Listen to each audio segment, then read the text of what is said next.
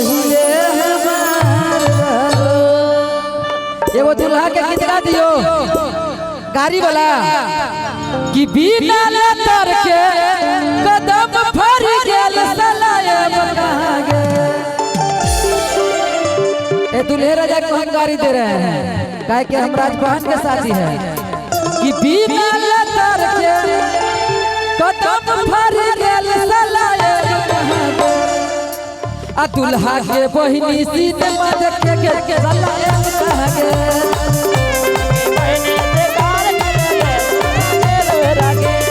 दुल्हा के बहिनी सीने मद के सलायब कहाँ गे।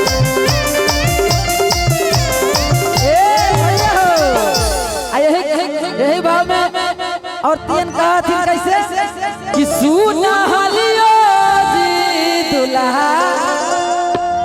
अहला तू भी सुनिया गरियाते हैं तो बहिनी जोरे सुतल उठ गेल दुनिया। अरे केकरा जोरे सुतल उठ गेल दुनिया।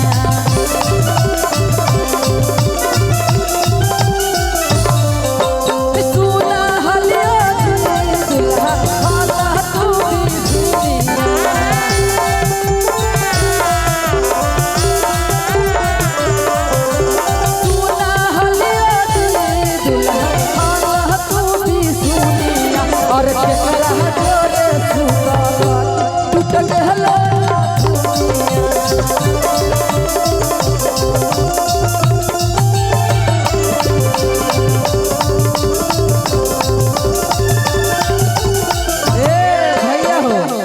हमर गाना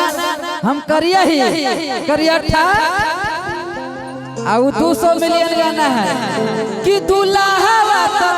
काला बंदर है। ये गाना का बहुत प्यार दुलार मिला है और एक गीत हम पटना जिला करके गाए थे कि अरवल जिला आगे पढ़ली अनाही लगल करिया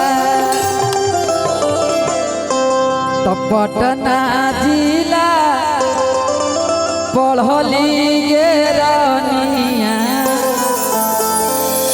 अलागी गेल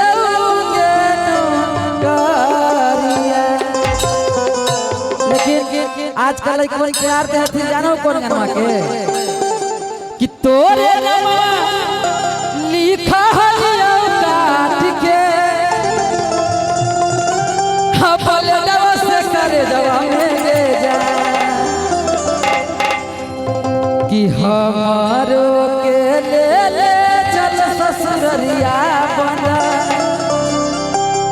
आ कर के गोदर जवा में गे जा। ई सब आजकल चले छवा खेलेगा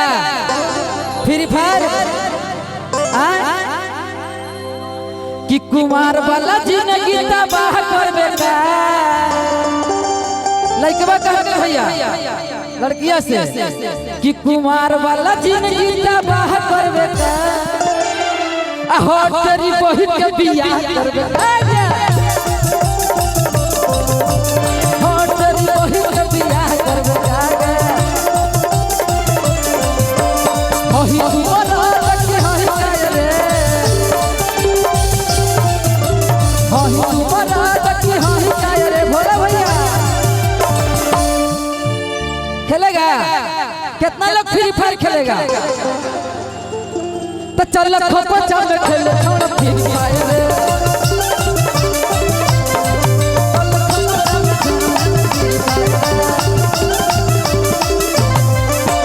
क्या बात है।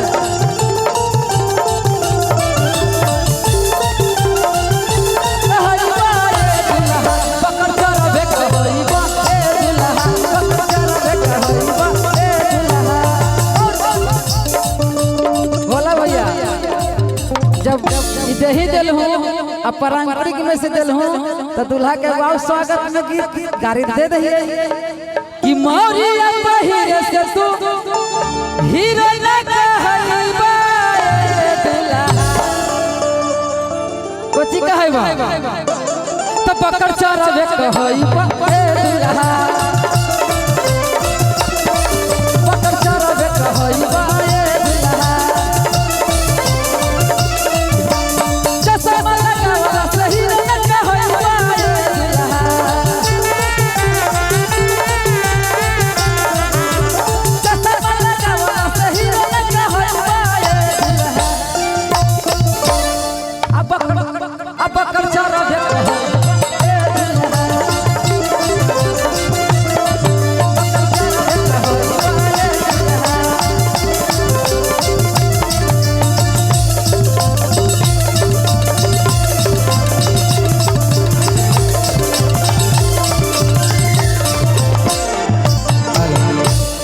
हमारे भैया समझे कि भोजपुरी के एकलौता पहला सुपरस्टार है जो बिलियन हमने सब तो मिलियन में सोचे थी भैया थोड़ा सा आइएगा आप आवन निशा जी हेलो कौन हम बोल रहे हैं भोजपुरी में कितने लोग कहते हैं कि कौन है लेकिन भोजपुरी के सबसे ज्यादा व्यू मान सम्मान अगर किसी गाना को मिला है तो कौन गाना की आप सब बताइए हम अपना स्टाइल में बता दें मघी में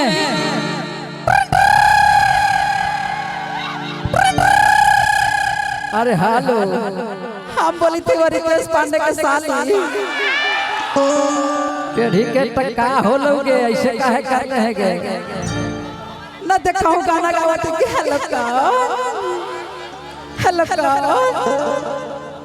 भैया का गाना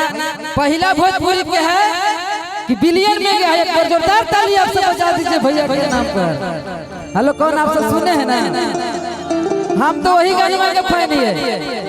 कि याद कर जहिया कुमार रहलू आ पियावा से पहिले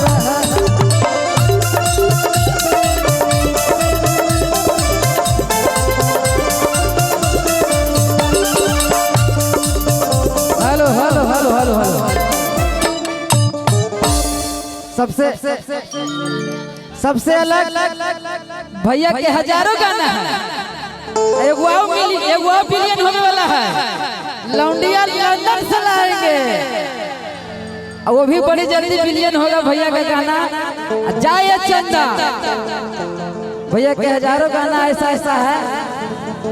एकलौते भोजपुरी के सुपरस्टार हैं एक बार जोरदार ताली हमारे भाई के लिए बजे वाह आपसे एक बार मुलाकात हुई थी शूटिंग पे और आज दोबारा मुलाकात हुई